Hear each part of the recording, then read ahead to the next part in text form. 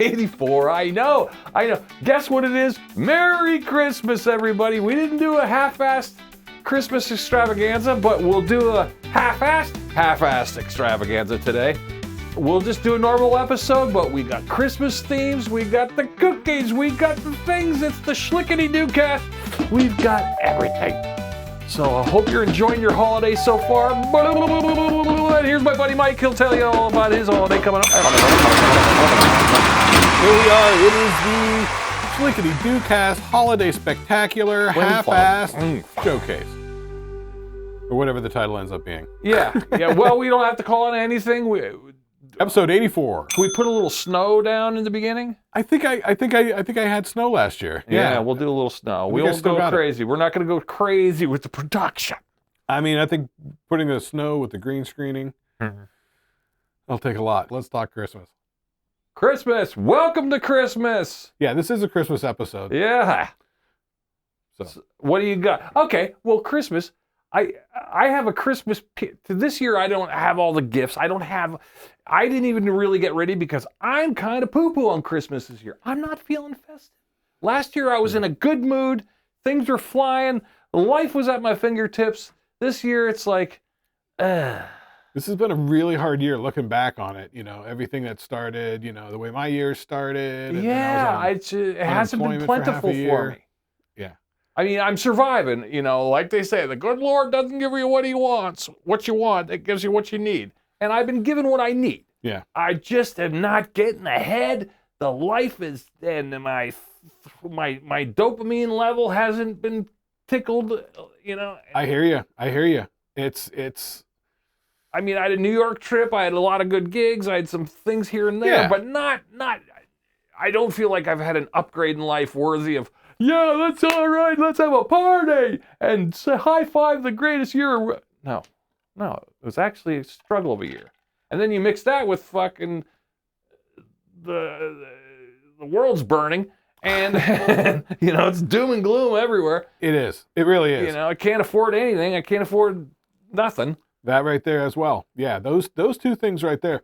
Yeah, actually, it's like a three-pronged attack. It's like, you know, the state of things feels very chaotic, and you know, like things aren't going well. Yes. My standing on the earth, it's shaky ground, whereas it never felt like shaky ground before. Yeah, and the fact that it feels shaky ground to this huge of a degree is very disconcerting. Yes. Very disconcerting. The other thing is the economy. Everything is so frickin' expensive. Yeah. It blows. Everything sucks. I can barely afford like groceries and stuff. Yeah. Like food's expensive. People pay you peanuts. Everything is like 2 to 3 times more expensive than it should be. Yeah. It is crazy. And it was not like this a couple of years ago. No. A couple of years ago, it was like, oh, we could, you know, go over to Home Depot, just buy something, see how, you know, you can have a lot more fun with stuff. Now it's like, sit tight. You can't. I know. And then I feel crappier. Like, I can't afford to eat healthy. There's getting to the point where it's like, you know, I can't, I used to, So that's a complaint of mine too. So I'm gaining weight. I'm feeling like a fat slug. I'm crabby. So here we go. I'm going to try to get through the season though. I don't want the girlfriend, she's going to be like, well, come on. And that's been great. Home life is great, but I don't know. You know, I'm not feeling like going out and getting presents. Man, yeah. I know. It's like I was even in Wegmans the other day, and I'm looking at all the Christmas cookies and all the cookie things, and I'm like, they look good, but I'm just not enthused. I just don't, you know what I mean? Like, you know, I'll say on that tip, I'm definitely, I'm not looking for cookies, snacks, like that sort of stuff. I feel like I've been doing too much of that. The floodgates opened a couple of weeks before October, and it rolled through Thanksgiving. Yeah. And I feel like I've been abusing it. So I need to try and shut down the cookies and the snacks. And the impulse buys. Yeah. The old, I haven't seen that for a while. Let me try that. Oh. Yes. Yeah. Oh my God. I don't even want to tell you. I ended up with like a big box full of those little individual mac and cheese things. It's like 8 of them or something like that. Are they the microwavable Kraft? Yes, the Velveeta ones. Oh, you want the Velveeta? Okay, but the microwavable styrofoam, they look like the ramen noodle containers. Yep, 100%. That's it. Yeah, a little bit of water, 3.5 minutes. Those can't be good for you. No, but I kept having an urge for mac and cheese. You know what I mean? Sure, but that's not the way to do it. Well, I know the mac and cheese I want, but they don't have it out here. So it was just the generic Kroger brand mac and cheese they used to have. It was real cheddary. It tasted good. Well, But it's terrible. Processed. It's processed. It's cheese. It's pasta. You know. It's not good. But I like hadn't eaten. There it. ain't no winners out there eating that. No.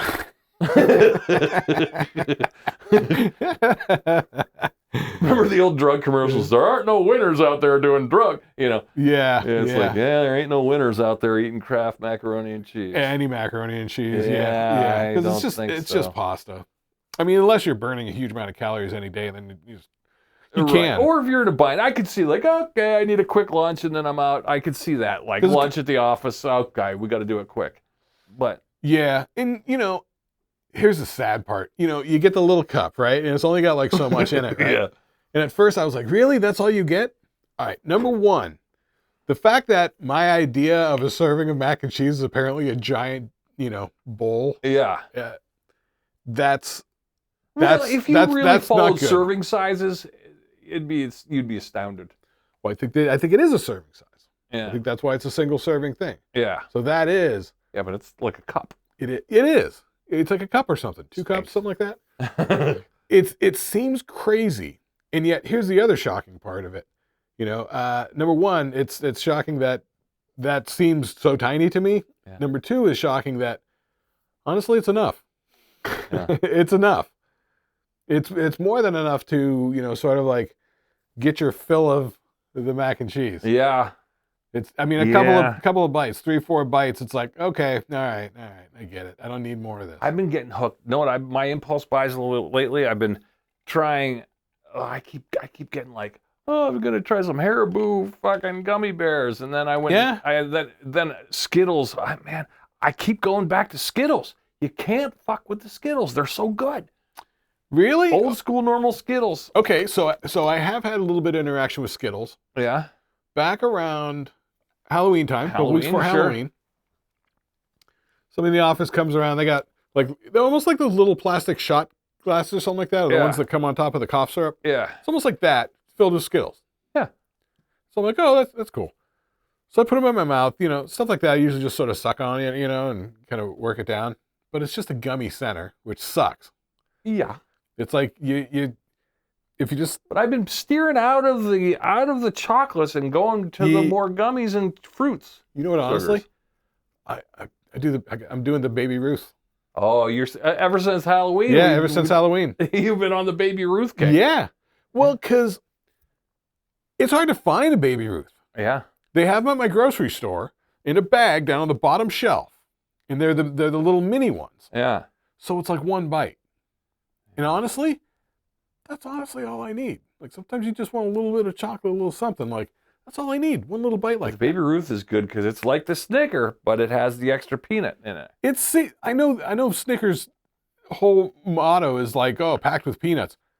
No. It does not feel that way. No, the Baby Ruth is way more. Yeah, that Baby Ruth is like just peanuts on what is it, caramel, and then with the chocolate on top. Dip, yeah. Like it's like big hunks of peanuts. It's not like crushed up bits of peanuts.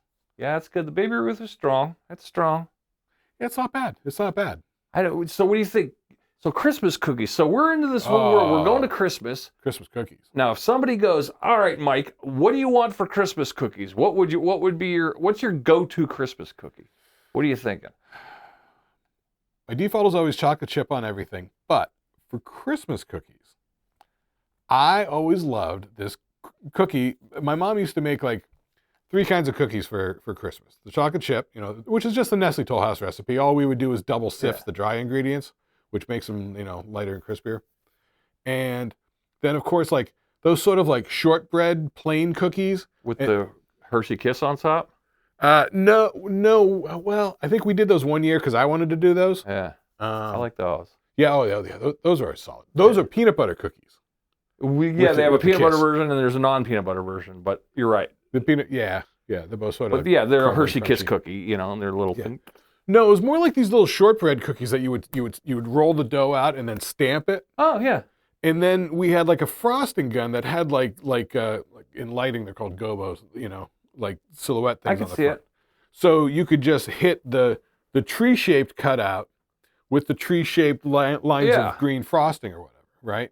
So they're these sort of like light tan shortbread cookies, Yeah. with some frosting. Those sort of standard default Those are Christmas good. cookies. Those are Everybody's fine. seen those. Yeah, those Yeah, are as long fine. as they're cooked properly, they're great. Yeah. The third type of cookie my mom made was these chocolate drop cookies. She would make up chocolate cookie batter and then plop it on like a wax paper on a baking sheet. Yeah. We'd cook those. So they're these little sort of cakey like chocolate cookies that have kind of a little bit crunchy on the bottom around the outside or whatever. Have them on the cooling rack. When they cool, frost them. White frosting? White frosting. White frosting. Huh? You Like remember a vanilla. these? Yeah, remember these? No. No, I don't. You don't remember these from my house? No, When we were not kids? those ones. No. Really? Because I probably ate them all. Yeah, or you kept them from us. Probably ate them all. Yeah. So when I like think the about old Christmas Buckeye. Did your cookies- mom make the Buckeyes? Buckeyes. Buckeyes are just like the peanut butter dipped in chocolate, really. They're just like a peanut butter ball. No, my mom didn't eat peanut butter. No. Oh. No. She wasn't doing any stuff like that. She just did the cookies and stuff when we were But kids. it's funny. As I get older, as a young kid, I could not appreciate the standard shortbread cookie. I appreciate them now. I always liked it because They're not over. They don't over. Right. Zap Yeah. you. it's almost like the simplicity of what are they? The animal cookies? Yeah. Yeah, like that sort of thing. Yeah. Or it's sort of plain. It's like plain Cheerios, or cornflakes. It's like it's not exciting, but it's solid. You know what you're getting. you get the texture. You get the food. Yeah, that's a good one. Let me get my lights back. But sometimes it's like, you go to like a grocery store and you just get a variety thing. You're like, okay, like, or if you have company coming over and they bring the plastic dish full of mixtures. Of the cookies? Yeah. The Christmas cookies? Yeah. Yeah, see, that's the thing. So I consider those three to be the basic ones. I mean, of course, chocolate chip, and then the little shortbready ones with little frosting.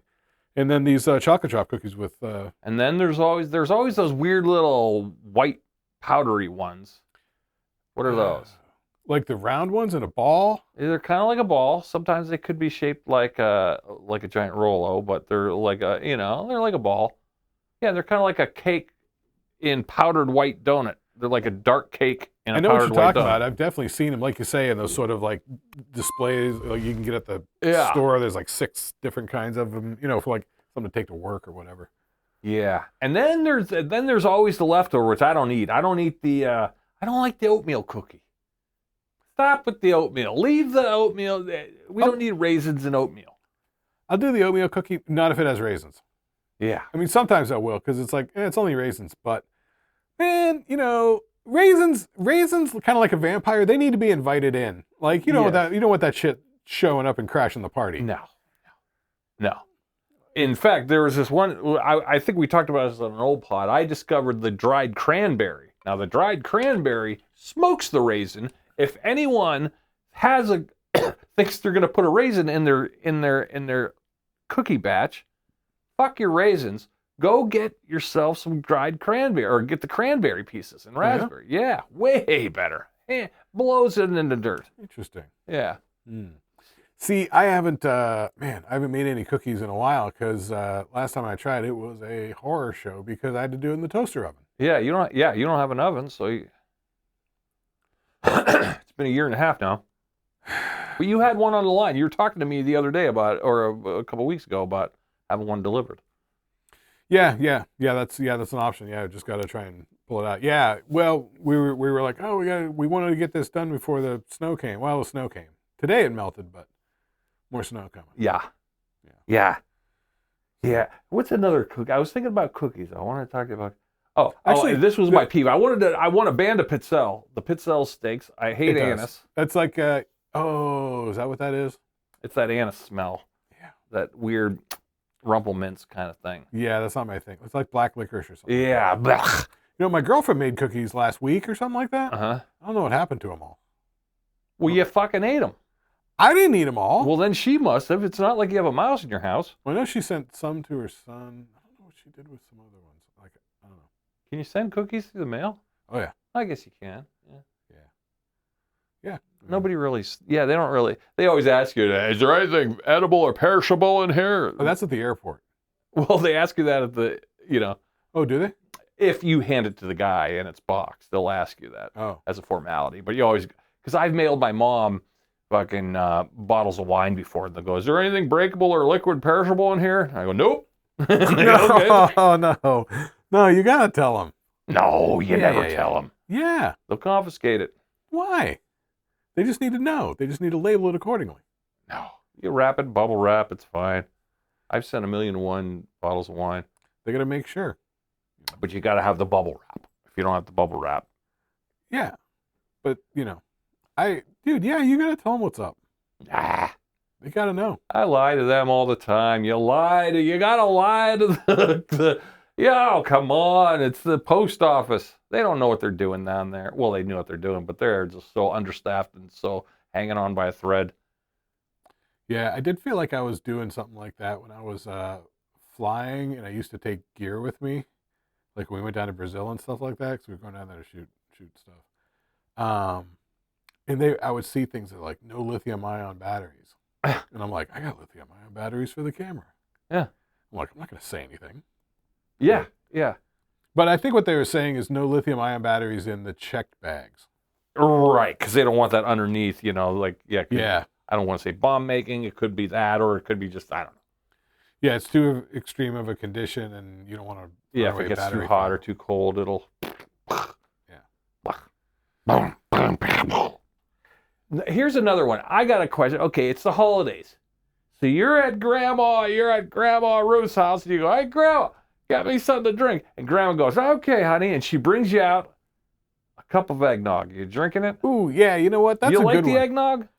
I don't know that I've ever actually tried eggnog. Yeah, I guess I've only had shit in a carton once. One time it was in our carton, in our fridge, and it was kind of like buttermilk, kind of like, ugh.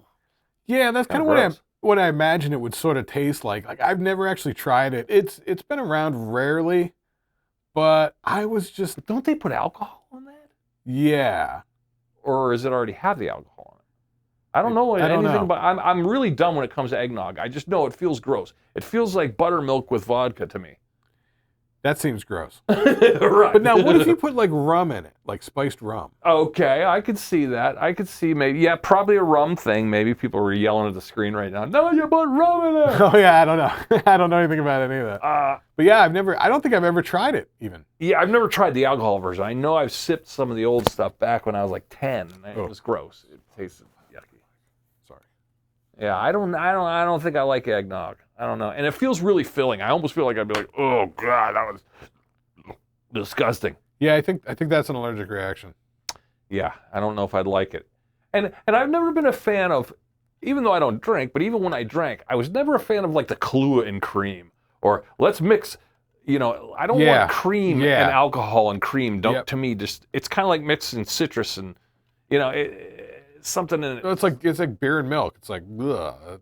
Yeah, it's gonna flip-flop my stomach. Yeah. What are we doing here? Yeah, no. You can't. I'm with you on that 100%. Because, I don't know, just from experience, man, you do that, it's not a good scene. No, yeah. And you can't be risking, Rolaids. It's like one time my friend Zach says to me, he goes, "Oh, the Italians and the Chinese in my stomach are at war with each other." I go, "Who's winning?" He goes, "No one." Nobody wins. He's right. 100% right. Yeah, nobody wins. It's just chaos. Yeah, it's like drinking a glass of milk and then drinking a glass of orange juice. It's curdling in there. Although, I mean, I don't know. What do you do? Eggnog warm? I'm not a fan of warm drinks anyway. Well, yeah, I think some warm, but from what I remember like Grandpa going, "Oh, let's have a cup of eggnog," and he was in his pajamas. It was a night, and we were at the kitchen table, and he just poured it out of a milk carton into a thing and just drank it.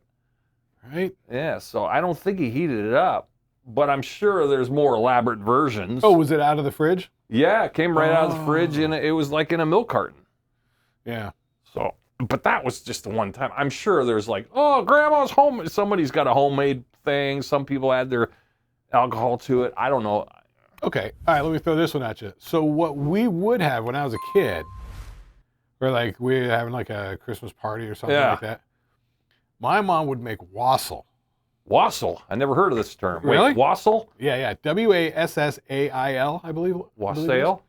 Yep. Okay. Never heard of it. So my mom loved like Williamsburg, Virginia, colonial era. Yeah, this sort of stuff. she's a Civil War or a Revolutionary War fan. Colonial era, like all that. Loves that stuff. Yeah, she was all about it. So we spent a lot of time there and sort of every year there growing up as a kid. So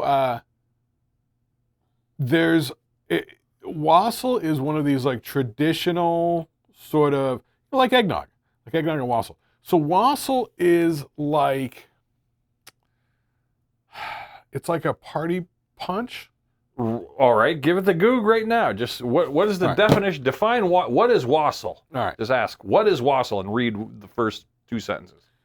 All right, I'll take it. We need the Cliff Note version, because otherwise you're just going to speculate. We need facts here. We need facts.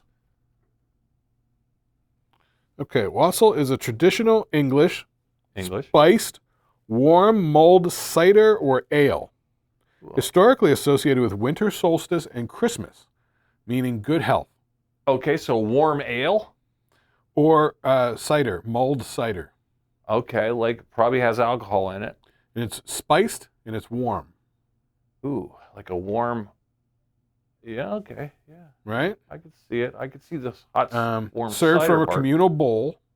I mean, this is like old school. They probably dunked their steins in there. Like people do with eggnog sometimes. Yeah. You see, often with, it's served from a communal bowl, often with singing and toasting, sometimes involving visiting orchards to wish trees good health for the next harvest. All right. While modern versions are hot, spiced apple or orange drinks, alcoholic or not, with festive aromas. Oh, all right.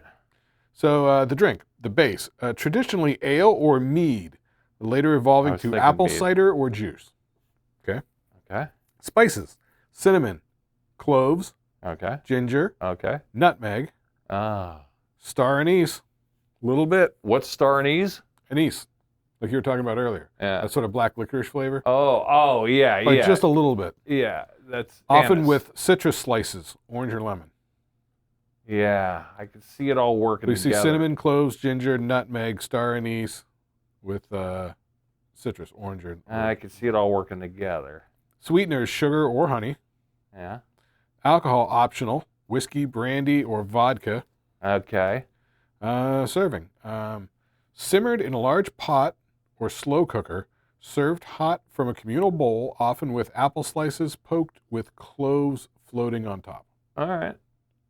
Yeah, I think you get the little punch cups and it's a punch bowl situation. Yeah, yeah. So you remember having it? Oh yeah, the tradition wassailing, origin from Old English. Wassail. No, your mom's not going to give you warm mead. I'm sure it was. Yeah, it was apple cider. non-alcoholic. Yeah. Yeah. No, but it was like it's like warmed with the spices like all day. It's sort of brews together, sort of like a a tea. So it simmers like all day, like a potpourri. Yeah. Yeah. It's like drinkable potpourri. All right. Yeah. Okay. All right. Anyway, it's both a festive, spiced, hot drink and a centuries-old winter tradition of singing, toasting, and communion celebration, rooted in wishing health and good fortune, especially for apple orchards. All right. All right. So yeah, wassail. Wassail. Yeah, we so- learned something today, guys. Yeah. Wassail. Wassail. I remember that as Christmas winter drink. I don't remember us ever doing eggnog because my mom was lactose intolerant, and I think eggnog is like dairy somehow. Yeah. Should we look up eggnog? You could officially. I just think eggnog's one of those things where everyone's got a different interpretation of it. But I'm pretty sure a nog. Yeah, I've never had it. Yeah, I'm pretty sure it's dairy based because it's more like a buttermilk. Which sounds thick and dairy-like. Yeah, I drank a glass of buttermilk once and it was gross as fuck. Yeah. I had heartburn real bad one time and I was all out of Rolaids. So I drank a cup of buttermilk and I almost barfed. Ooh. I know. I don't know actually what that tastes like. I don't know that I have tasted it. Eggnog is a rich, sweet, dairy-based holiday beverage traditionally made with milk, cream, sugar, eggs, yolks, and whipped whites for froth. Spices like nutmeg, often spiked with spirits such as rum, brandy, or whiskey, resulting in a custardy, festive drink served chilled or warm, especially around Christmas. It sounds all good, but why do you got to add an uncooked egg in there? That sounds gross. The egg Is part, that what it is? Yeah, crack an egg in there. They're cracking eggs in there and putting the yolk in there and stirring the yolk in. Wow. I didn't know that. Uncooked. Really? Yeah. God, that's nuts. Yeah, I know. I everything sounds pretty good except for the egg part. Here, its roots trace back to medieval England. There. Ugh.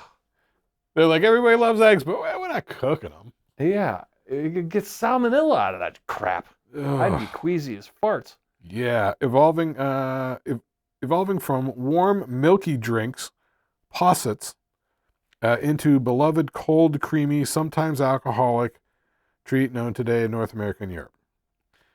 Okay, key ingredients. Base, milk, cream, eggs, yolks and whites. Sweeteners, sugar. Spices are nutmeg, classic, cinnamon, and cloves. Alcohol optional, rum, brandy, whiskey, or bourbon. Texture creamy and frothy due to whipped egg whites with a custard-like flavor. Whipped. That's what they're doing. They're using it to make froth. Ugh. Served chilled. But nowadays they have warm. those coffee makers with the steamed milk and stuff like that. Oh yeah. Yeah, they can froth it that way. I Right. say you don't even you could probably make a version without eggs that wouldn't be disgustingly salmonella risky. All right. So how about we do? I always thought that was the grossest concept. Like remember when Rocky Yes. Sylvester Stallone Yes. cracked the eggs and ate them? Yeah, it was like 6 or 7 of them in a glass. Oh, I wanted to vomit. Gross. Ooh. Eggnog without egg. Yeah, then that would literally be holiday spices in whipped milk So and cream. eggnog without eggs is also called eggless nog or vegan eggnog. There we go. Can be made using ingredients like instant pudding mix, sweetened condensed milk, cornstarch to achieve the signature creamy But it rich wouldn't texture. be vegan because true vegans don't eat dairy. I bet the condensed milk would be good. Maybe the powdered version. Yeah. I've never had condensed milk. I don't know what's in it. Milk condensed. Just like, sort of steamed out. Okay. If you had 4, I don't know. If you had We're speculating again. If you had 40 ounces of milk and you had it simmering on a stove in the steam, and then you got How do they half get as much powdered milk though? Oh, I don't know. Nobody's talking about powdered milk, are they? I don't know. Eggless eggnog recipes mimic the flavor and texture of traditional eggnog primarily through dairy or non-dairy milk, spices, yada, yada, yada. I would try that before I would do actual eggnog though. Yeah, egg. It's the egg. It's the egg makes me queasy anyway, and uncooked egg, disgusting. The pudding mix acts as both a thickener and a flavor base. All right, I could see that. That'd be kind of cool. And the vanilla. The condensed milk provides richness and sweetness, closely mimicking the depth of flavor and creamy texture found in traditional eggnog. All right. This method often involves gentle warming, but no cooking of eggs. Good. Cornstarch, plant-based alternatives. It's a completely vegan and dairy-free option. Uses the natural creaminess of plant milks. Yeah, I can see that. The girlfriend who buys that plant milk shit. And a blender to emulsify ingredients. Okay. Interesting. Like I said, I've never had it, so... Yeah, I've always been curious. Yeah, the girlfriend has that. She buys that plant milk, and I always go, what is this crap? So, is it like a milkshake or something? I don't know. I never even seen her drink it. It's just in the fridge. Yeah, it doesn't sound good. It sounds like it's going to be like you were talking like buttermilk, It's like, well... But it's plant milk. What's it from? Is it going to be have a watery texture to it? Like, how coconut milk has a watery texture to it?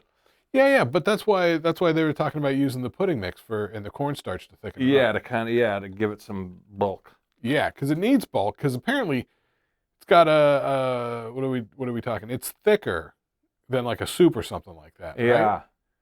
It's not like water or even regular fruit punch or something like that. No. Like even the wassle's a little bit thick because it's. You remember it being thick? Not thick, but definitely thicker than like water. So when you dunk your little cup in there, was it dripping off the side, or could you wipe it off the side? Like, or was it like frothing off the side? You know what I mean? Or is it dripping? It was. It would drip off. It would drip. Yeah. Standard drip. Yeah, it would mostly drip off. Yeah. So it'd almost be like, almost like I remember, my aunt making sweet tea in a bowl, and we dunking our cups in this big metal bowl of sweet tea. Right, like that, but thicker. Like if it reduced from 40 ounces down to 30 ounces, like a 25% reduction. Yeah. Whereas like a condensed milk might be like a 75% reduction. Right. I don't know. Anyway, eggnog, whatever. Stinks. All right.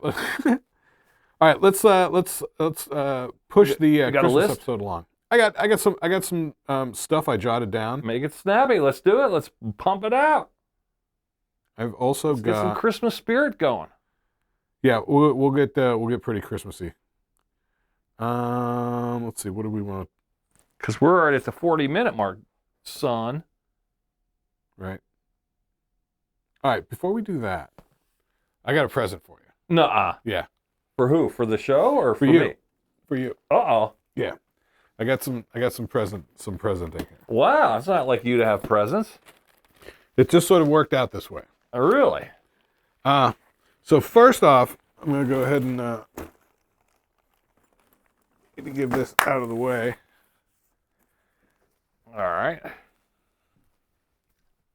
What are these? Hey, I recognize these. These are my old books. Those are your God, books. Look, they're yellow. They're so old. That you lent me. Yes, I bought these probably way before.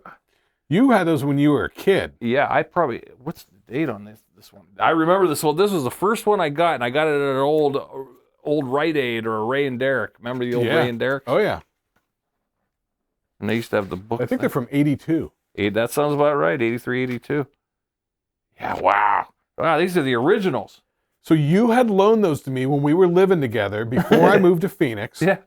And because I had never read any of Lord of the Rings stuff. Yeah. And I used to work in the parking garage down there at the hotel. Mm-hmm. And you're like, here, read these. And I'm like, I don't want kids' books. And they're not kids' books. But you get that when you read them. Yeah. And so I had those with me when I packed up to go to Phoenix. They ended up with all my books. Yeah. They've been with me in Phoenix the whole time. Wow. So I don't have Return of the King. Yeah. I don't know if that was a red one. That was red. Yeah. I don't know if I haven't come across it. I know I've had those. I've always kept those together. Yeah, wow. Yeah. I remember. Wow. It brings flashbacks because I remember carrying those around in my backpack going to like 7th grade, 9th grade. Yeah, I remember you had those back when I first met you. The Hobbit especially. I started with that, and then the other two I got later on. Yeah. Yeah, because I had never read any of that stuff. So, yeah. So you turned me on to that stuff. So then when I got out to Phoenix, I still had the books, and then I heard when that Peter Jackson was making the movies. Mm-hmm. And that was all an exciting Well, that's time. funny. You took that when I remember I always tell you the story, and I think I gave it back to you. Your dad got you 1 year for Christmas. No, you still got it. Oh, I still have it? Yeah. Got you the Star Trek mug. It was a coffee mug with the Star Trek emblem on it. Yep. And then when we lived together and you moved, you were packing up and everything like that. And I went, yoink. I always, I kind of hid it so you wouldn't find it because I always knew. forget to pack the kitchen. Oh, yeah. I always forget to pack the kitchen. When I moved out of the house I lived in with my guitar player in Phoenix, and I moved in with the girlfriend, I never went to the kitchen to pack anything. Wow. So it's like, I could have taken some dishes. I was secretly kind of keeping something. it like, okay, me and John will have something to remember you by. So it was kind of funny. It was the mug, you know. The Starfleet mug, yeah. And it went with me from like 1, 2, 3, 4, 5 different moves. Yeah. I still have it to this day in my coffee thing, and it still's holding pretty good. You know, it's just a standard white mug. That's how I was. I was going through, a couple of boxes of my books and stuff like that. Yeah. And like, there's some cool, fun books. But you had mentioned that you've been digging reading. Yeah, I'll probably reread those. Well, maybe not. I don't know. The movies were so good, but yes, man, if the movies were back when I read those, The Hobbit I only saw once or twice at Maxwell's, but then they had Lord of the Rings, but the Lord of the Rings cartoon one ends at the end of Two Towers. They don't even have Return of the King, isn't really even part of it. No. It ends where Merry and Pippin walk off with the Ents. I have all those on DVD. Yeah. So and then the Hobbit was like a Raskin and what are they called? Rankin and Bass. Rankin and Bass. They were a Rankin and Bass production, and it looked kind of weird and strange. Yeah, it was. There was a lot of rotoscoping. Yeah. But they're actually very different in the styles. Yeah. The Hobbit was like full on animated. Yeah. That I remember seeing as a kid. Yeah. Once in a while on TV. That was when you got like a sniff of Dungeons and Dragons. Yeah. They're like, what's the Hobbit? Yeah. Exactly. Like, oh, it's like yeah, and it's Lord of the Rings. Like, what's that? Nobody knew what the Lord of the Rings was. Well, and you got to remember, 1983 and 1982, when you're a young kid, your entertainment fund was limited. But Dungeons and Dragons was a huge phenomenon. But it was new because the Hobbit stuff, that Hobbit animated one was from the late 70s. Yeah, that leaked in. But all those weird little like Dungeons and Dragons-y movies were all like, I remember just going to Maxwell's and watching like, oh, okay, Beastmaster's on. Oh, rent Red Sonja again. Oh, let's rent Conan. Let's anything with a sword in it. I was on. Oh yeah. For sure. Yeah, it brings back the old memories. That's a good one. All right. Here's your actual Christmas present. I thought that was one. Are we opening this? Look at it. Oh, what do we got here? Thrift books, which, by the way, these are used books from the thrift people, which is good. Okay, ooh, this is going to be heavy. What do we got here? Uh-oh. Oh, the actual Aztec. Gary Jennings. Look at that. Yep. There we go. Good. Wow, this one's worked over this person. Wow, this one even has the map in the beginning, too. Yes. So you've heard us talk about Aztec. Mike was always reading this one, but boy, I was reading the hell out of that one right before I moved out to Phoenix. And did it look like this? Check the inside page. The inside page. No, just in the first page. Oh, like right there? No, open that's the dust jacket. Turn the page. Oh, it says 1981. Merry Christmas, Bob and Daddy. All the love, Bonnie, Heather, and Shadow. Shadow must be the dog. Or the cat. Yeah. Bonnie, Heather, and Shadow bought it for Bob and Daddy? Right. In 1981. And the date's 1981. Right. Wow. It's a classic version, a classic edition of the book. Yeah. Wow, that's pretty good. Wow, cool. Thank you. Very cool. So it is a good book. It is, and it's larger too, so the font's a little bigger. It's not quite as annoying. I remember you reading this, but you had like a book like this. Yeah, it was paperback size, or small, but it was thick. Mm-hmm. Like it was much more pages, but still. So you discovered thrift books too, huh? Well, you had mentioned it. You had mentioned it as a place that you like to do the things. So. Yeah, because they're used books. It's kind of like a Goodwill. Yeah. And you find them cheap, and you got that for good cheap. Yeah. Yeah, I mean it's fine. I mean I think I paid a couple of bucks more just because for the hardback one. Yeah. Because mine was like paperback, and after 5-6 times of reading it through, the cover is falling off. Sure. Because that spine, it's so thick and it bends so much. Thick read. Yeah.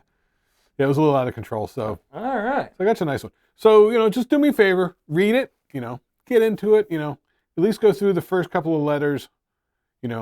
From the monks to the king. Yeah, yeah. That'll get you into it. At that point, you'll know if you're into it or not, and it's fascinating stuff. Because you were talking about what was the Mel Gibson movie with the?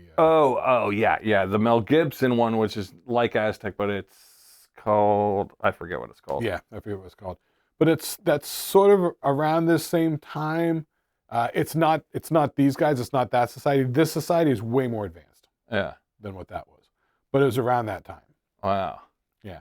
They actually mash a couple of time periods up in the movie. But pretty good.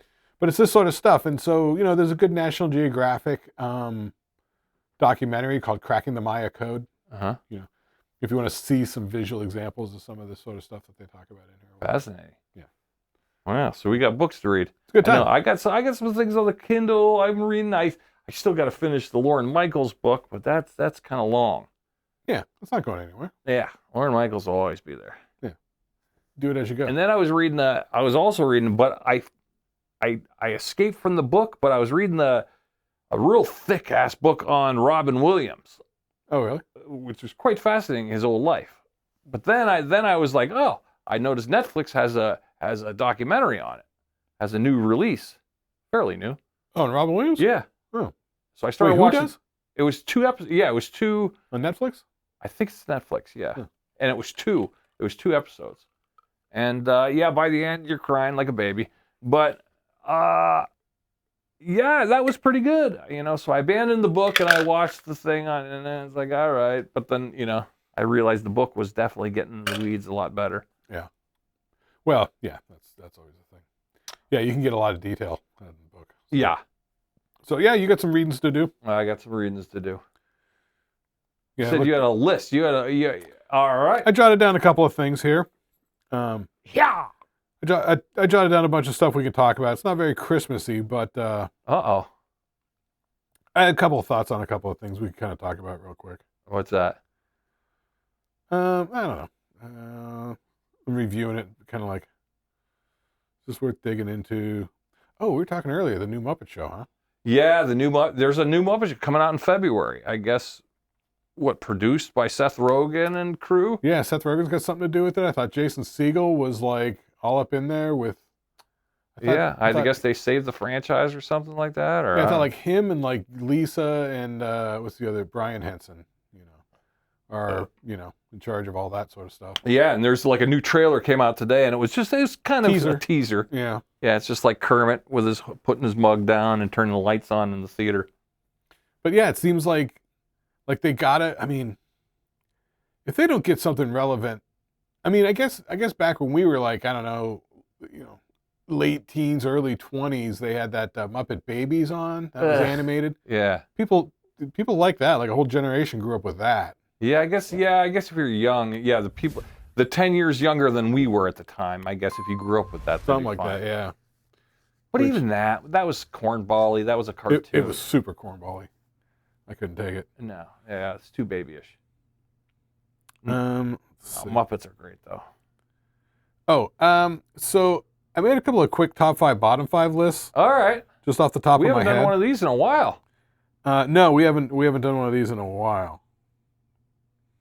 Let's see. I'm trying to put some spacing in so I can make sense of this. Okay, here we go. We'll do one there. What's the subject? This first one is top 5, bottom 5 Christmas presents. Christmas present. Actual present that we've received or give, or more general, in generic. Yeah, general, generic-y. Yeah, because if you're generic, you could say, oh, bicycle. Right. Skateboard. Exactly. Yeah, it's that sort of thing. Yeah. Yeah.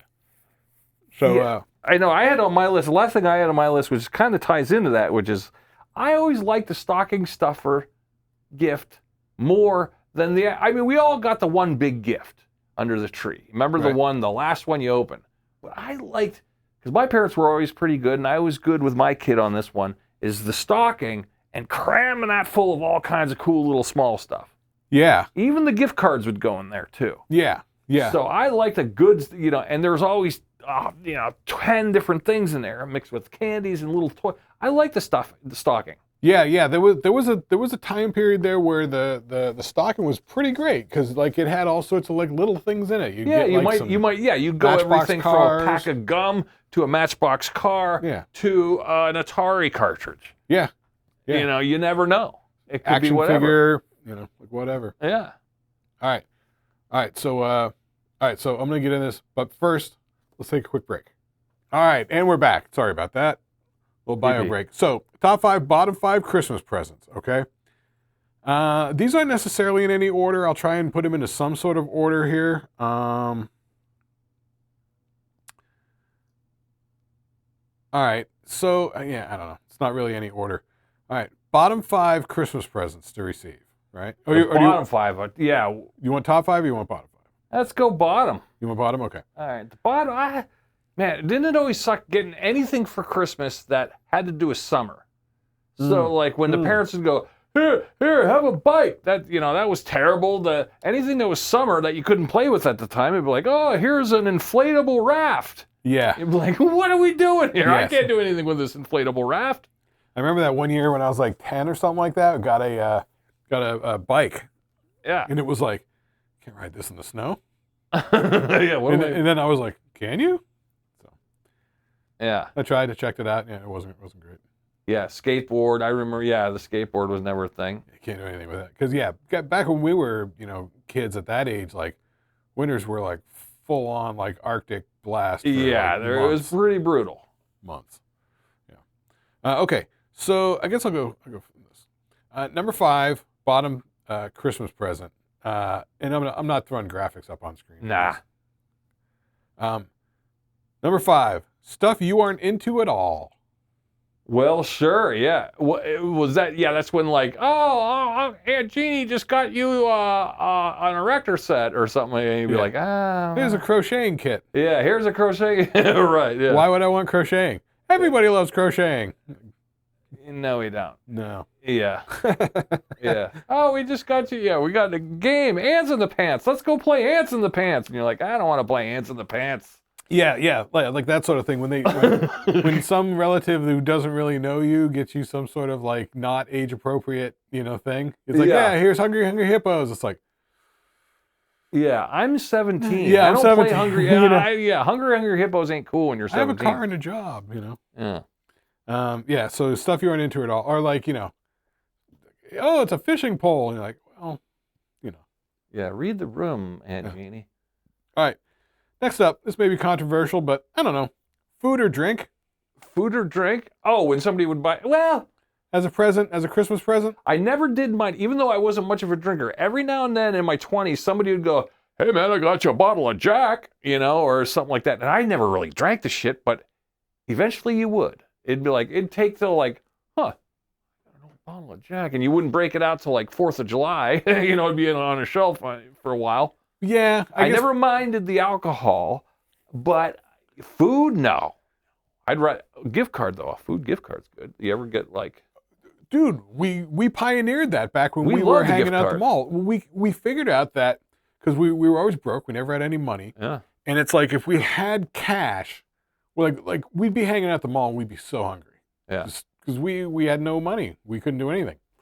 So I had the bright idea of, I think I saw an ad on TV for McDonald's gift cards. Oh yeah. So I mentioned that to my booklet. mom. Yeah, and she got me like a book of McDonald's gift cards. Yeah, they're like little bucks. Yeah. They're McBucks. Yeah, McBucks. And so I always sort of had them in the pocket of my jean jacket or army jacket or whatever the hell I was wearing. Yeah.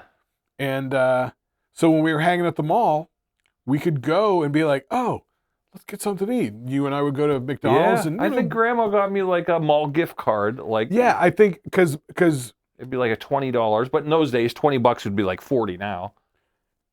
yeah, we were getting things for like, I don't know what, like fries were like $1.40, like a Yeah. McDonald's was totally affordable. like it was super cheap. So it kind of went a long way.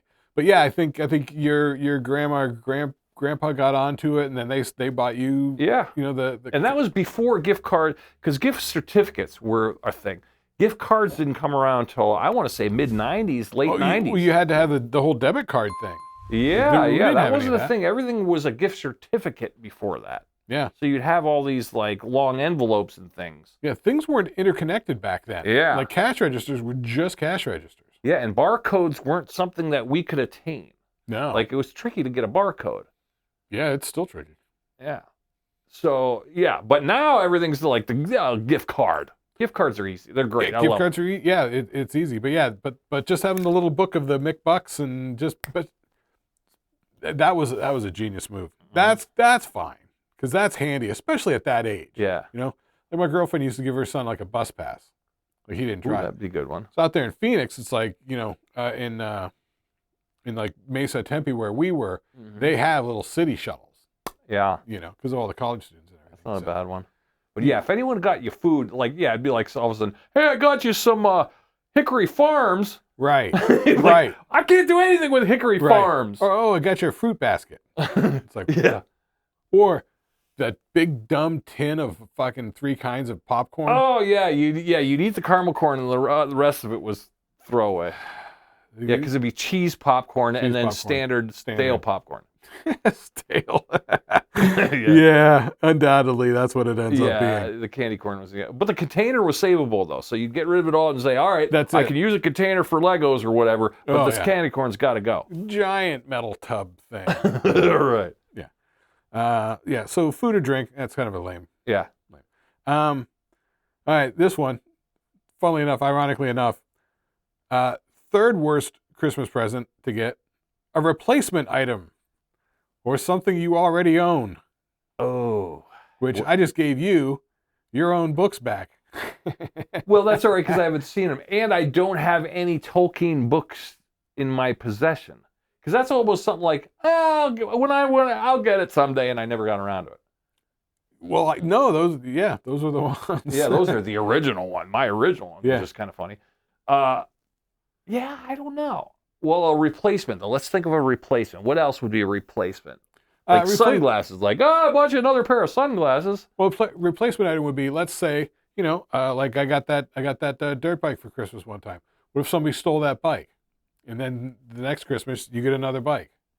And it's sort of replacing one that you had and you lost or something like that. Yeah. Or like, hey, didn't I get a fishing pole last year? Well, your brother, you broke it. Yeah. And you go, oh, okay, well. Or like if you got like my dad got me and my brother one year like little 13-inch color TV for our bedrooms. Yeah. And he got cable run. Yeah. The coax cable run up to the bedroom. So then I could have basic cable on my little TV in my little bedroom. Yeah. I was like, oh, this is great. He got it for me because I always watch TV when I go to sleep. Yeah. And because I had a little black and white TV with rabbit ears and stuff. Oh, but the replacement, which they think might be an upgrade. Yeah. Or it'd be like, I got you a new clock radio. Well, my old one still kind of works. What's wrong with the old one? Just because a little dusty doesn't mean it doesn't work. Or it's like your clock radio dies. So look, I got you the exact same one again. It's like, well, yeah, I already had that. All right. No, nothing new, no upgrade or nothing. Yeah, so replacement item because it's always sort of anticlimactic. It's kind of like, well, yeah.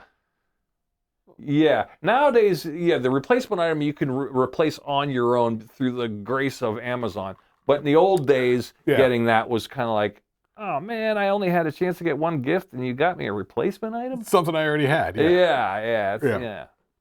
All right, number 2, bottom level Christmas present to get: deadly weapons. Well, we weren't allowed to have weapons, but I mean, I feel like I thought they were cool. I remember getting throwing stars once, but we weren't allowed to take the throwing stars out of the house, which was kind of ironic. Whoa, they knew about it? Yeah. What? Yeah. Well, there's a summer where my brother and I were into karate. I remember that. Bruce Lee. There used to be those magazines kicking around, the mail order places. And then my brother begged, and I think we each got a throwing star. I somehow ended up with a throwing star. I remember having a throwing star at some point. I think my dad got us, and down in our playroom, he got us a dartboard with no darts. One of his friends gave him an old dartboard. Yep. And then we could throw the throwing stars at that, but we were not allowed to take them out of the house or out of the basement. So we could throw our throwing stars at the dartboard, this cork thing. So that was the closest thing to weapons we had, other than the summer with a BB gun. But just in general. Yeah, weapons. Yeah, we weren't really weapon people. We would make our own, sharpen a stick, Yeah, we're just like the Ewoks. Right, make a spear. Let's go make our walking sticks into spears. That's our level of craftiness. So I feel like deadly weapons is sort of a lame Christmas present. It sort of belies the whole point of the season. Yeah. And when you have a brother, your parents know they're going to fight. We can't do this. Yeah. I mean, it's like, I don't know, somebody gives you like a medieval mace or something like that. I don't know. Yeah. It just feels very anti-Christmas. Yeah. Anything that could cause harm, you don't want. Yeah. Like fireworks would be like, huh? Yeah, like explosives. Yeah. Yeah. Dad got me an M80. Yeah. Like, oh, you got a sword. I mean, I'm sure people do that and that's cool and all, but I mean, not like a display sword. Yeah. Like an actual sword. Yeah, I don't know what to do with it. Something deadly. I don't know. The number 1 worst Christmas present: socks. No, I think that goes in the best list. Well, as an adult, the socks. Remember? As kids. Remember Who's the one who schooled us on that? Your cousin Bob. Cousin Bob. My yeah. Three Scum Bob. Yeah. He, yeah. And we were He's like- young musicians with our leather jackets and Yeah, I'm 'cause like, he was I got like- socks. This is bullshit. He he was leans over and goes, dude, trust me. Because he was like 5 years older, so he was Yeah. like living out on his own. Yeah. Because he's like, it's one thing when you get socks and you're living at home with mom and dad, you can get socks all year round. But Yeah. he's like, I live on these. Like they last me a whole year. I look forward to the new infusion He of changed socks. my perspective on the sock gift. Yeah. I remember coming to your house bitching about it. Like, oh, I got socks. Because he was always like, dude, you're not loading up on the leftovers to take home. And we're like, nah, I had enough. He's like, I'll take as much as I can carry. You're right. Yeah. He's like, more. Yeah. And now that I'm older and was on my own, I'm like, oh, he was right. Yeah, totally right. 100% right. Yeah. All right. So those are the bottom 5. Here are my top 5. All right. Let's see. So I need to put these in some sort of order real quick. Let's see. Okay. All right. I guess I'll do these. I guess I'll do it this way. I'll start with this one as sentimentality, but usually for me, this is usually my top. Like electronics, games, video games, gear, TV, Well, audio electronics stuff. can go okay, let's say somebody got you a handheld video game back in the day. It was always fun. Like dad would go, here's electronic quarterback. Oh, we got you a tabletop pinball machine. Oh, here is Yep. that kind of stuff was Yep. cool. Anything Yep. that required batteries was pretty cool. Yeah. It was fun. Yeah, when we were kids, that was sort of like high end. You had to make sure you had batteries because We never had batteries. well, we would get them in our stocking. We were like, oh, it's pretty heavy. And then when you open the stocking, you go, oh, we got batteries, meaning something's coming, some electronics on the way. Yeah, it makes yeah, you're right. Wow, you're right. That just hit me when you said that. Why do I get a pack of 4Ds in my stocking? Yep. The next thing, it's like a Bigfoot, motorized Bigfoot. Yeah. The C cells, always with the C cells. All right. So electronics. That's always fun. It's always good. Sure. Yeah. Tech is good. All right. So that's my number 4. How about this? How about a new pet?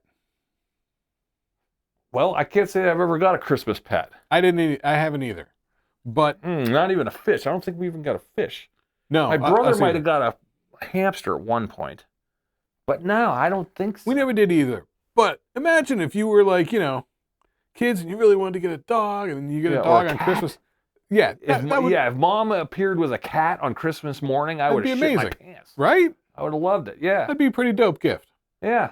Yeah, my parents weren't pet people. Whereas, we had to, we barely could keep the one cat, but we wanted pets. But Barely keep the one cat alive. well, we kept him alive. He was just kind of mean. No, I know, yeah. Boo-boo. But all right, so new pet. Now, I mean, you make the argument that, the worst thing would be a pet, Or depends a pet. Yeah, like I don't know if I'd want a Chinese water dragon or an iguana. Komodo dragon. Right. Yeah, I don't know. Here's a Vietnamese potbelly pig. Yeah, I don't. It depends the pet. Yeah. And if you can handle it or are open to it. Yeah. I guess. Yeah, hermit crabs are different from a kitten. But even still, I don't want a big tank for a fucking hermit crab. Like, I don't want that. It's a hermit crab. It's the dumbest shit I've ever heard. Well, yeah. Okay. Let's see. All right, how about this? Number 3 best top Christmas present. A surprise guest visitor, someone that you really wanted to see and you didn't think you'd be able to see at Christmas. That'd be cool. That'd be cool, I guess, if your long lost friend or your old buddy from the old neighborhood appeared. That's always a treat. That sort of thing. That's always fun. That's a pretty good present. Okay, all right. Or even a celebrity cameo would be fun, Imagine in the back of the day, look, Dad, I got a phone call from Jim Neighbors. Well, now you can actually literally do that with cameo. Yeah, you can do a cameo. Yeah. So I don't know. I feel like that's always pretty good. All people show up. All right, here's the number 2 best Christmas present. Okay. Vacation trip. Ooh, yeah.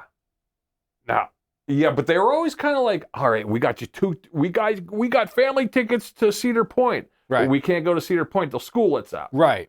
So you'd have to stew on it for a while. Right. I would love a Christmas thing going, hey guys, we're going skiing for New Year's, but no, my parents never were that. fun. No, this never came Yeah, up for I us, didn't have but- adventurous parents. But if I had adventurous parents, they would go, "Hey, we're going to France for New Year's." Yeah, imagine if it were something like that. This Yeah. year, come Wow. March, we're going to the Mediterranean or whatever. Yeah. We're The going to best we Greece. would get would be SeaWorld in this summer. Yeah. I mean, my house, we were always going to Williamsburg. Oh yeah, you got your Williamsburg trip was baked in every year. Yeah. I mean, there were a couple years we did other stuff. One year we went up north. We went up to Mystic Seaport, Connecticut. Okay. I don't know what that is, but that's all right. It's an old like fishing village up in That'd Connecticut. be cool. As an adult, that'd be a good one. Yeah, it was interesting. We went to a big like boat making house. They used to make like rope and stuff like that. Oh, And yeah. the rope goes back and But forth. it all had a colonial theme feel to it. Though. Yeah, it was all from like 1700s. Yeah, your mom was into that shit. It was fascinating. Yeah. Okay. Okay, yeah. So the number one best Christmas present to get, a car. Well, yeah, you got cars. Your parents got you cars. Your Not dad for always made Christmas. sure you had wheels. Not for Christmas. No, But also, when I was 15, before I could even drive, I was working full time. that's true. Like, I would get out And of your work. dad was more like, I'm not going to take you around. He bought a car so he wouldn't have to drive you guys around. Yeah.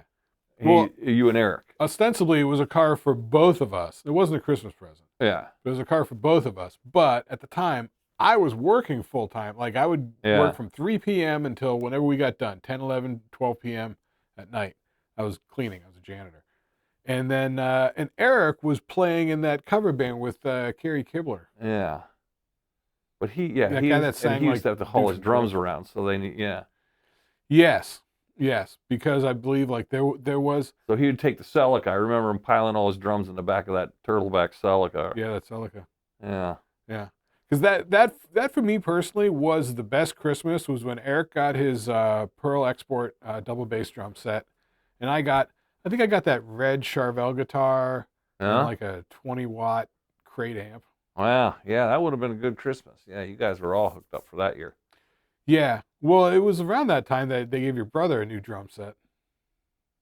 Yeah, he always got the new. I never got shit. No, yeah, no. Yeah, he would cry and, I need a new drum kit. I'm getting professional. And Grandma would buy him a new drum kit, and guess what Aaron got? Zippo. I got Yeah. nothing. I had to buy my own gear myself. Yeah, that was the only time I got gear, because after that, like, my dad would not, that's why I started working. My dad would not buy me a louder, bigger amp. Like, I wanted a half stack. And he's like, what do you need that for? I'm like, because it's a half stack. Well, yeah. How loud you gotta be? Oh, and that was, I know. I remember selling my comic book collection to get my first real gear. right? What was your first real, because you had that Peavey at first, that combo amp. Yeah. Then what? You got that acoustic 360? Yeah, and the That- folded that 18. you sold and to then, me. Yep, I got the folded 18, and then I got I had like, that for years. and then I got this BC Rich White Warlock, but I broke the neck at the gig. I remember that. That And was at the then- Armory. Yeah. And then I took the guts of that and I traded that in, and then I got the Telecaster bass that looked like Sting's bass. That was cool. Yeah, it was that, and then the acoustic The acoustic rig. amp. Acoustic Yeah. 360, yeah. That sounded good Well, yeah, I mean, for the it time. was a long. No, it sounded great. It was just a long. It It was was just a loud. long throw cabinet. I mean, Yeah.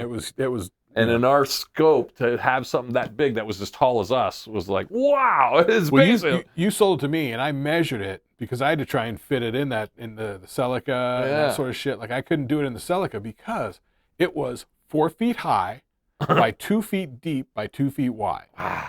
It was 4 by 2 by 2.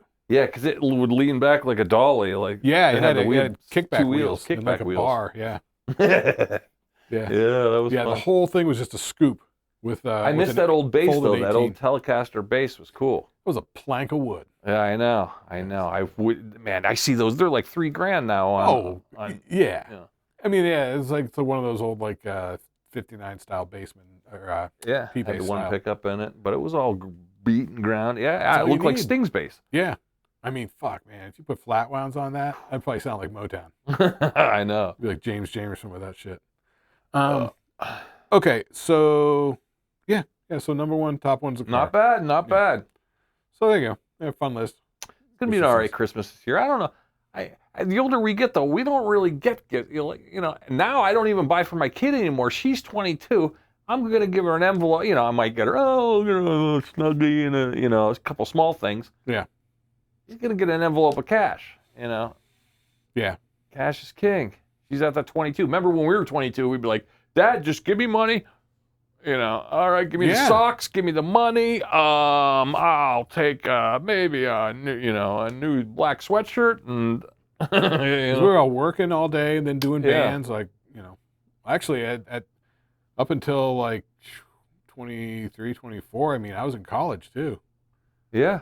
My mom worked there, so I was taking And then a lot we of had classes. in our day, we had stringent, like parents couldn't go buy you a sweater. You'd be like, don't buy me a sweater, you know, because unless it's black, I don't want nothing to do with it.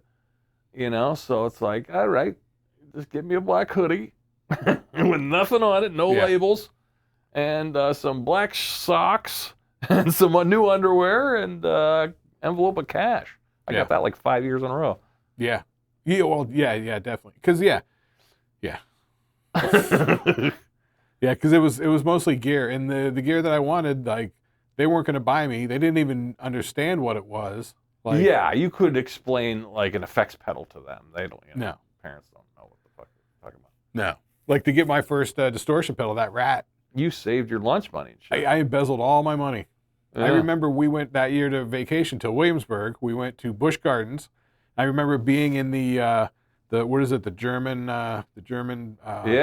What is it? What do they call it? It's a common room. Yeah. The beer hall, big beer hall, thing, or whatever. And that's where you get food. Yeah. You know, they have like a buffet thing. I was there last winter. I remember being there with Eric. He got like a couple slices of pizza and like a soda. I'm like, hey man, let me have some pizza. He's like, why don't you go buy some? They gave you money to buy it. I'm like, I gotta buy the distortion pedal. And he's saving for $150 Rat pedal. $130, yeah, that Rat pedal. And it was, because man, it was like, I think we each got like $2.50 to get food, or like maybe $5. Yeah, maybe $5, $3, $5, something like that. Wasn't much, man. No. Saving those days was hard. Yeah, so it was like all my lunch money. Anytime I got money, mowing lawns, anything. Yeah. Saved it all to get that Rat pedal. All for a Rat pedal. Dude, that's how it was, man. No one was going to get it for us. Like, you know. Yeah. Things were hard to come by, you know. Things were hard to come by. So, anyway, moving on. So, all right, here's another fascinating Christmas thing I came across. All right. So, I'm going to cite this. This is from the YouTube channel Wonders. Okay, Wonders, like spelled Wonders? Yep. Okay. So, this is a video called 25 Christmas Traditions from the 60s and 70s that have completely vanished. From the when? 25 Christmas traditions from the 60s and 70s. 60s, 70s. That have completely vanished. Oh boy. Okay, completely vanished. All right. I'm sure there's going to be everything from the carrot nose snowman to, you know, the reindeer tracks on the ceiling. Okay, some of these we've heard of, some we have not. Let's spit them out. Okay, here we go. Number 1. All right. These aren't in any order. Just, No. Aluminum Christmas trees. Ooh. Yeah, I don't remember anyone having those. Me either. I remember seeing them maybe in somebody's window, but I've never looked at one up close. So they were saying, interestingly enough, in this video, that when they were making these aluminum Christmas trees, they were all just silver, right? Yeah. So you can't really do anything with, colored lights or anything. So the aluminum Christmas trees, there was also a color wheel, which was this spinning disc with different colors on it, you know, like stained glass. Yeah, stained glass, and then they would have like a bulb or whatever. Ugh. So it would just be the lighting. So your tree would be red, and then it's green. And it's blue. Yeah, the color wheel. I didn't know about any of that because I never saw any of those. Yeah, but a chrome Christmas tree would be kind of cool.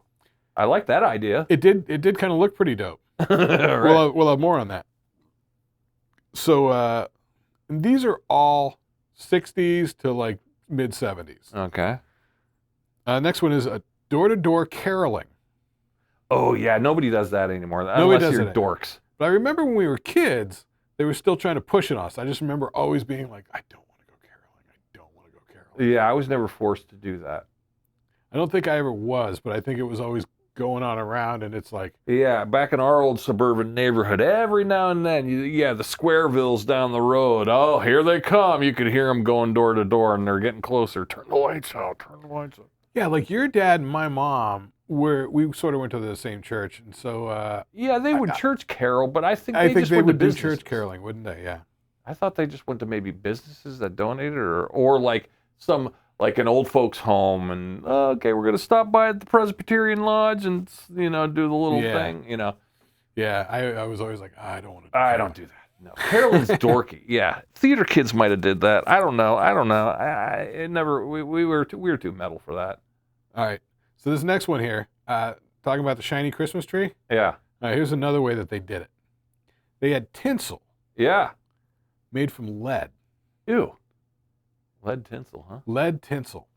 So it was heavier, right? Because it's lead. So it would hang straight down off the branches.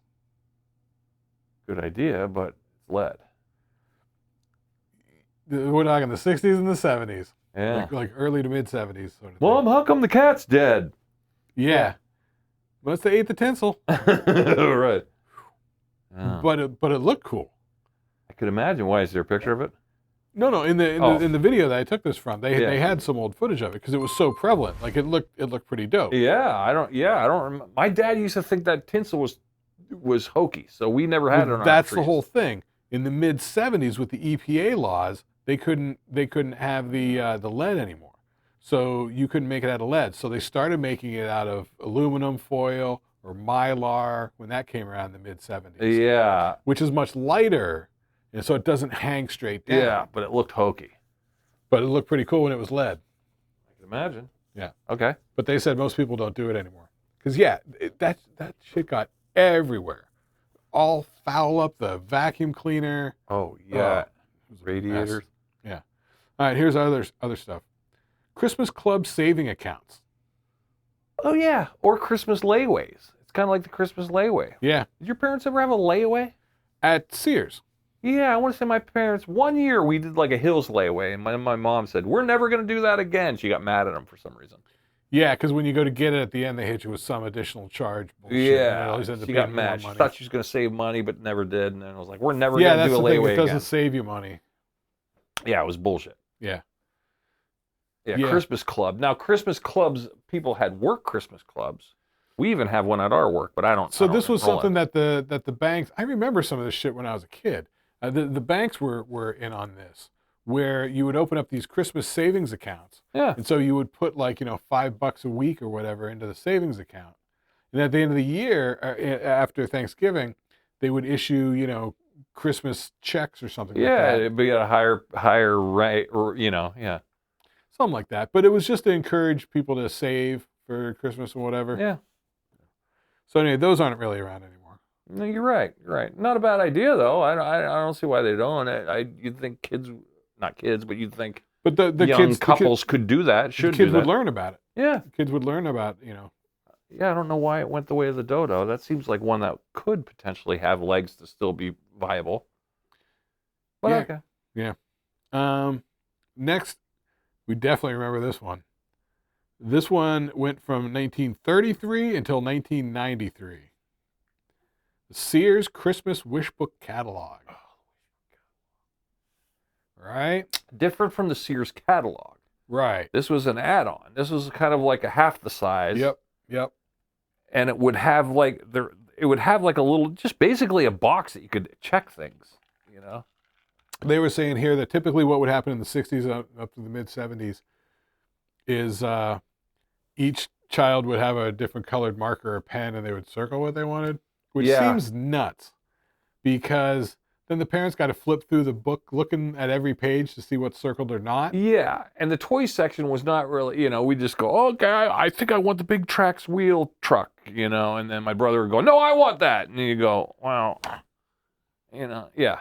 It was convoluted. Yeah, you almost needed to make your list in private, so. Yeah, or if mom or dad could score two versions, so then your brother goes, okay, because otherwise, if you were to go, I want boxing gloves, your brother would go, no, I want the boxing gloves. or I want the big tracks. Yeah, whatever you say, he wants. Yeah. Yeah, it was it was fighting. We fought. Exactly. But yeah, they stopped those in 1993. Yeah. And of course, we know what's going on now, so no need for In catalogs. 93, yeah, that's probably when the computer came in, Yeah, I think Amazon started around then. Oh, yeah. And Sears was just kind of fizzling down. Yeah. Next, department store window displays. Yeah.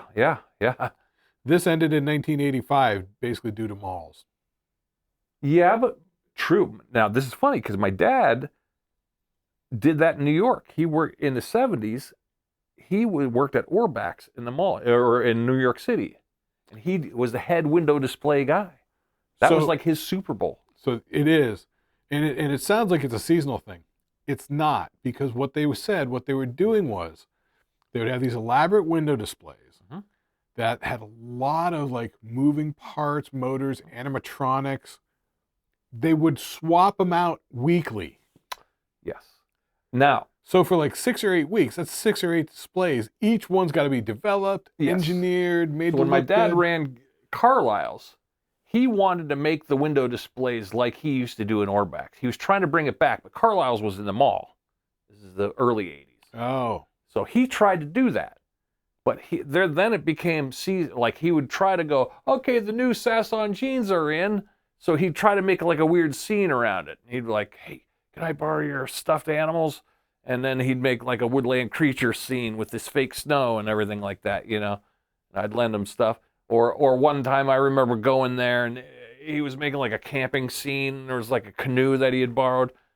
So, but it was more to pick, but he wouldn't do it every week because he couldn't keep up on it. He's like, we didn't have enough raw materials to work with. That's the thing. It's kind of a big production, you know? Yeah. It's a lot of work, a lot of stuff.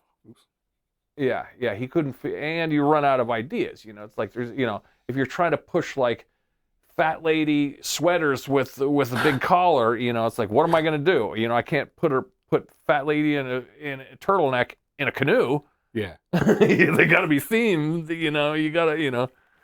So yeah, it was limiting. But the window display was a thing, and I remember walking around.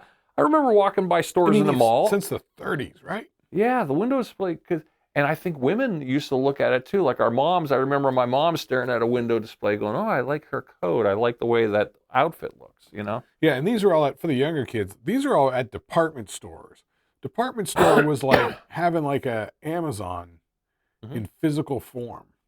Yeah. They'd be like 8, 9-story buildings in New York City with like everything you would need. True. And mannequins were a more bigger deal. Except for food. They would display the clothes in mannequin form because I don't think people, like, you could understand, like now you see like, oh, I'm going to wear these jeans with that shirt, with that coat, with that hat. We all know how they work because we've seen it on TV 1,000 times and on the internet. But back in those days, in the 80s, you weren't sure, like, could I really mix a striped shirt with a red scarf? You know what I mean? But there's the mannequin with it on, and you go, I think you can do that. So you'd kind of dress like the mannequin was. You know what I mean? Yeah, they used to use the mannequins. They'd have different outfits on. You could kind of see, like, you could see men's wear as opposed to women's wear by the mannequins. Yeah. You could see, guys' clothes for little kids as opposed to for men. Yes, you can get it. Yeah, you get a visual idea. What's going on, you know? So you could find your business stuff, your,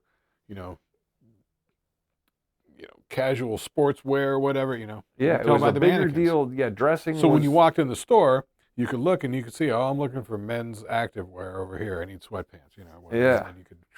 It was, the department store was a thing. Yeah, because I remember going to the department store when I was a little kid. They had a whole section with like living room furniture and stuff like that. You go check out Lazy Boys. Yeah, that'd be on the second floor. Couches. Yeah. Then there was always a floor that had like electronics, like stereos and televisions. You might even have a flim-flammy toy department section. Yeah, toy department. They would have like a record section, record and tape escalators. Section. Yeah. Bathrooms. Sometimes they'd even, like Kaufman's would have a restaurant. There's a full-on restaurant in there. Yeah, I remember. Yeah. Yeah. Yeah, Yeah, so the department store was fun. It was like a place to go. It was, yeah, you know, my parents used to dress up and they'd go to the restaurant, you know, and they'd have smoke cigarettes and drink coffee at the TikTok place, and then they'd go shop, and then they'd say, "Hey, everybody, how you doing?" They'd wave to everybody, and it was Yeah. like a social affair. It was weird. It really was. Because, like, the way everybody's online now, everybody was at the mall. Yeah. Yes, why and we used to- also too, you didn't. The mall was more of a thing too, but the department store was also because, like I said, you had to visually see what was going Yeah. on to immerse yourself in culture. Yeah. Because TV was kind of giving it to you, but not really. Because, like, the department store, like in New York City, they were like freestanding buildings. Here we had the mall. But our mall had, they put them in what they call corner store locations. Yeah, There were like 7 of them in the mall. yeah. They're like There all was four Sears, corners. Yeah. JCPenney's, Kaufman's, Carlisle's. Carlisle's. There were like a couple of more that we had there in the mall. Yeah, I forget. Dahlkemper's. yeah. More local ones. There was like another. But they're a bigger affair. So My dad was all about that because he was from the fashion industry. So they all the 80s. Because the mall was like an analog version of the internet, really. Sure, it's the 'Cause marketplace. if you wanted to see what was available, that's what it was all about. Yeah. Like I remember when that Mountain Magic store came in, it was like, oh, it's got rock T-shirts and like studded wristbands. Killer. There's nothing like that at the mall. You couldn't get that sort of stuff easily. You know, you would just, if you stumbled across something like that, you would grab it. Yeah. Or else you'd have to make them in crafts class or something. You buy the parts. Or and make order it. them out of a magazine. Yeah, or like a something lip that. service magazine it was called. But yeah, the mall. Yeah. Department stores, the mall. That was literally Amazon. Yeah, it was. The Market Square. All right, moving on. Sorry. Sorry, we got sidetracked. We It was rabbit fun, holed that one. Real candles on Christmas trees. though. Ew. That seems like a fire waiting to go. Exactly. That's why they sort of outlawed it in the mid 70s with the insurance companies and fire departments. Yeah. They used to have like 800 fires like every Christmas. Yeah, you'd have to be an idiot to do that. So traditionally, they were only lit for a few minutes on Christmas Eve with buckets of water or extinguishers at the ready. Okay, sure. But still. But yeah, if your pine tree's dry and then your kerosene heater's pumping. But that's how they used to do it in the 1700s, 1800s. Well, they're fucking stupid. I know. It's nuts.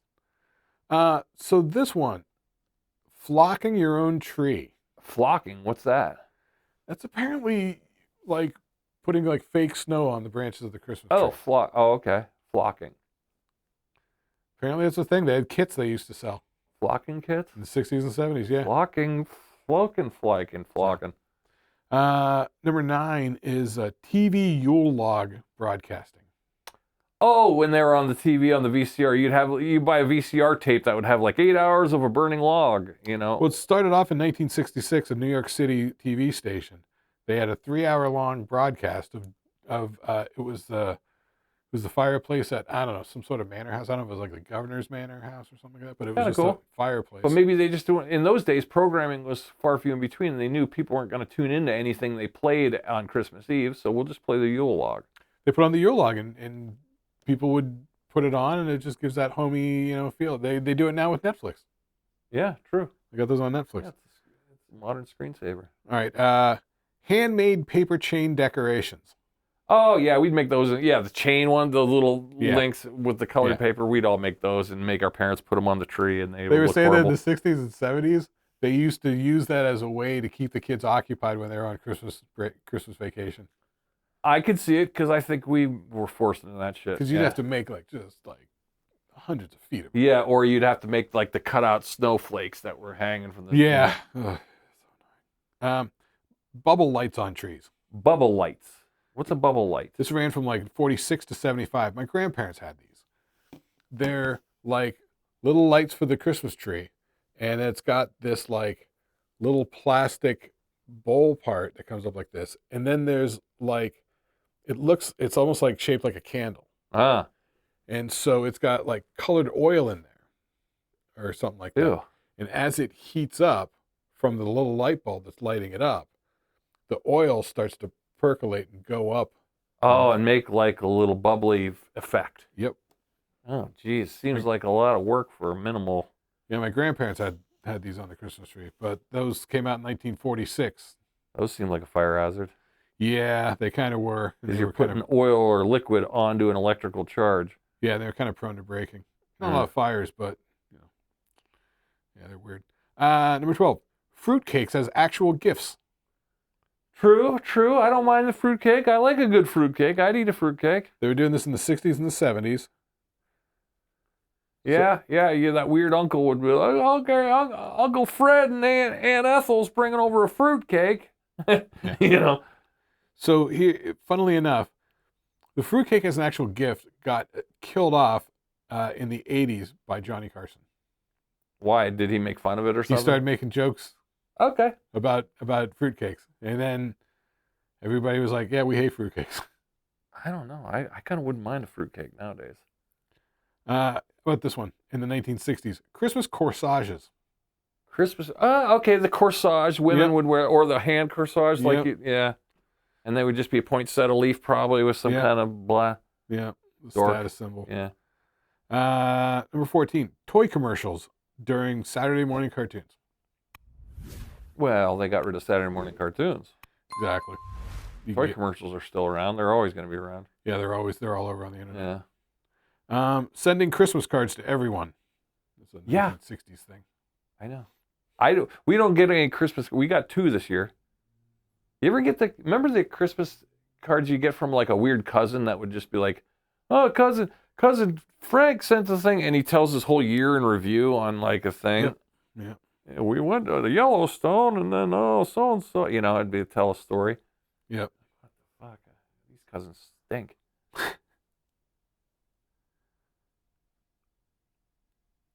All right. Next one is blue laws closing everything. Blue laws closing I don't know what that means.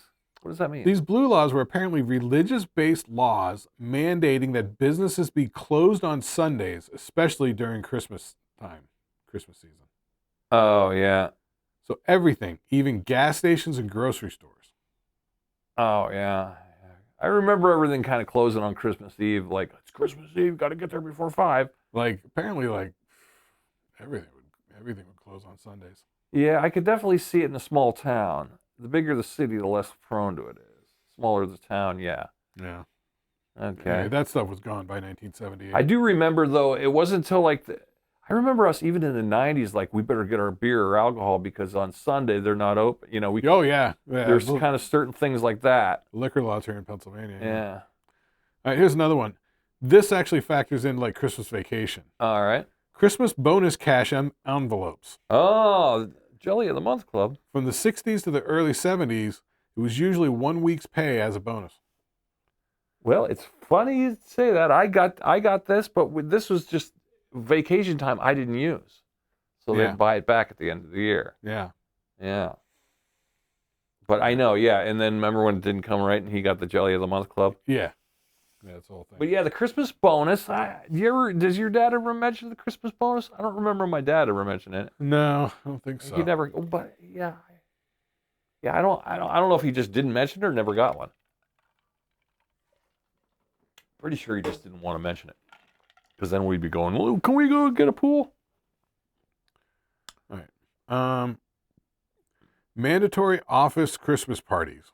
Well, those are still. I don't know about mandatory. Mandatory with like formal gowns and tuxedos, Oh. open bars, and you have to dance with the boss's wife. But, ew. That seems like a Mad Men kind of thing. Cigarettes as Christmas gifts. Carton of cigarettes wrapped in paper. Carton of cigarettes went in the 60s for about $2.40. Wouldn't have minded that back when I was a smoker. That would have been good. Christmas plays in school. Christmas plays, okay, yeah, sure. We'd laugh through those, spit wads and farts. Live Christmas trees in classrooms. No, I don't remember that. Yeah, that's a 60s thing. Stockings with oranges and nuts. No. No. Company-sponsored children's parties. No, I don't remember that. Christmas morning trash burning. Ooh, no. Yeah, no, that all got I've never outlawed heard of trash burning. No. by like when we were 5 years old. EPA outlawed all that. Yeah. So, yeah, and because they get weird colors off the metallic Wow. photos of wrapping paper. Wow, that was some wacky shit, but that's cool. That's a little stroll down the old memory banks. That's kind of fun. All right. Well, I guess we can wrap it. That's it. We're out. Merry Christmas, everybody. Yeah, Merry Christmas. Have fun. Be safe. And we'll try to get an episode next week, and then there'll be one more week later.